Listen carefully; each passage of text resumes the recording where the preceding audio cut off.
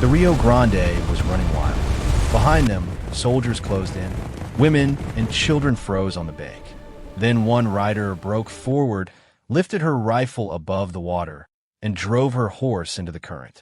They followed because they had to. She got them across, and then she turned back alone. Welcome to her time unfolded, where we uncover the women history tried to erase. This episode, Lozen, a Chihenne Chiricahua Apache warrior, prophet, and defender. If you love source-based history where myths and facts don't get blended into soup, subscribe now and turn on the bell. This is her time unfolded. You won't find Lozen in most history books, not because her life lacks significance, but because the historical record was never built to include her. American history often celebrates presidents, generals, and explorers. But this land was also shaped by those who resisted its conquest. Among them was Lozen, a Chiricahua Apache warrior whose life unfolded during one of the longest indigenous resistance movements in North America. Lozen was Chihenne Chiricahua Apache, also known as NDE. She was a warrior, a medicine woman, a religious specialist, and a military strategist. She was the sister of the Apache war chief Victorio and a trusted ally of Geronimo.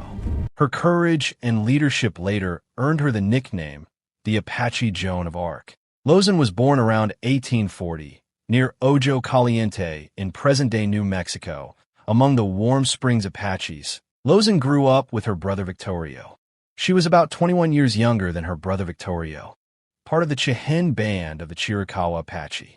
Her band was initially led by her father and later by her older brother Victorio.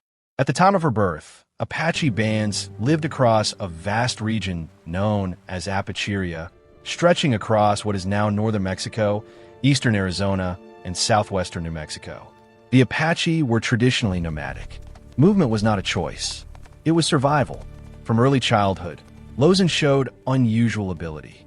At the age of 7, she learned to ride horses. Even then, she was considered one of the most skilled riders in her band. Apache society maintained clear gender roles. Men were warriors and hunters.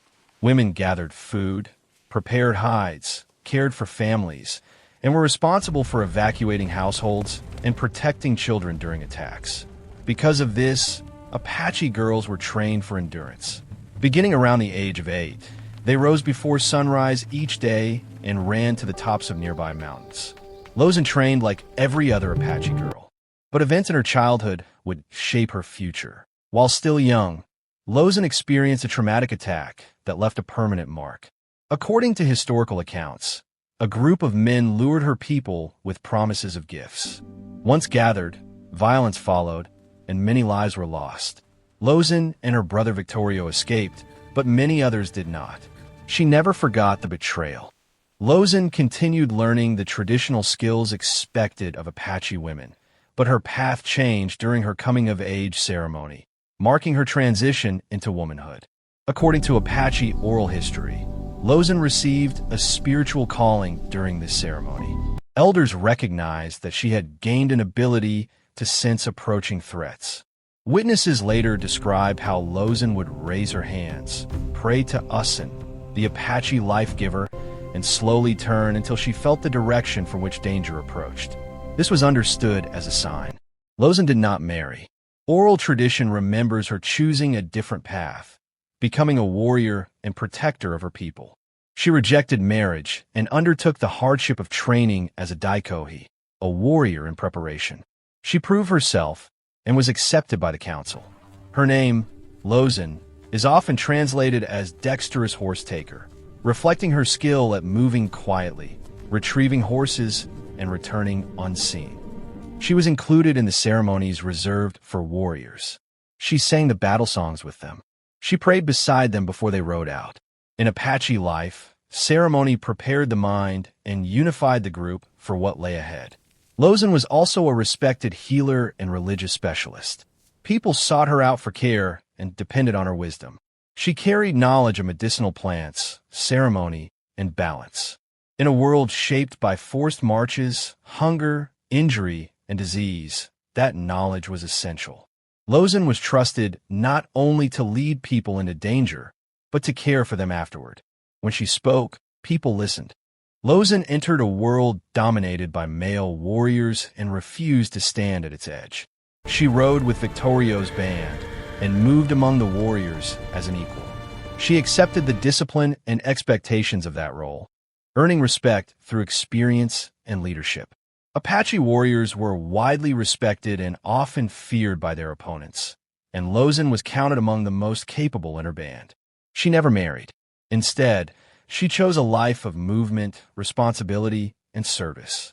Her loyalty wasn't declared in speeches. It was shown in what she was willing to endure for her people. By the early 1860s, tensions had escalated across Apache territory. In 1861, the Chiricahua leader Cochise was falsely accused of kidnapping a settler's child. The accusation led to a prolonged conflict between Apache nations and the United States. In 1862, Apache forces confronted U.S. troops at Apache Pass. Superior firepower forced the Apache to withdraw. Lozen was present at Apache Pass. She was later welcomed into council as a warrior and continued traveling and fighting alongside her brother Victorio. Historical accounts suggest she participated in horse recovery actions, including an operation near Fort Craig, where Apache warriors seized horses from U.S. forces. After the Mexican-American War of 1848, the Southwest became U.S. territory. White settlement increased rapidly, and federal policy increasingly sought to confine Apache groups to reservations. In 1870, the Warm Springs Apaches agreed to live on a reservation at Ojo Caliente. That agreement was later revoked. In 1875, they were relocated to the San Carlos Reservation in Arizona. Conditions at San Carlos were severe. Food shortages, illness, and mismanagement were common. The land was so unforgiving that many later referred to it as Hell's 40 Acres. In 1877, more than 300 Apaches, including Lozen and Victorio's band, left the reservation. Many were later detained, while others escaped into Mexico. As pressure mounted and rumors spread that Victorio would be taken into custody, the Warm Springs Apaches chose resistance rather than submission. For Lozen, safety came first. During moments of pursuit, it was often the women and children who faced the greatest risk. On one such occasion, they reached the Rio Grande and hesitated. The river was swollen and dangerous, and pressure was mounting behind them. Lozen rode ahead. James K. Wakela, who was a child at the time, later recalled seeing her on a powerful horse as she entered the current first. She crossed, guiding the others by example. The women and children followed. Cold, shaken, but alive, they reached the far bank. Then Lozen turned back. "You take charge now," she told Guyan. "I must return." She crossed the river again alone and rejoined Victorio. In October 1880, shortly before Victorio's final campaign, Lozen left the band on another mission, escorting a young mother and her newborn across the Chihuahuan Desert from Mexico to the Mescalero Apache Reservation. She secured horses and provisions to keep them alive and moved carefully through heavily monitored territory. She brought them safely to their destination. At Mescalero, she learned devastating news. Victorio had died at Tres Castillos, along with many from his band. Accounts differ on the circumstances, but the outcome was clear. The group had been broken apart. The loss was profound for Lozen. Still, she did not remain behind. After ensuring the mother and child were safe, she returned alone into the desert. Lozen found the survivors in the Sierra Madre Mountains, now led by Nana, who was 74 years old. Grief did not remove her from responsibility. If anything, it sharpened it. She continued on as both a warrior and a spiritual guide, carrying her brother's memory forward during the final years of Apache opposition. Later, she traveled with Geronimo.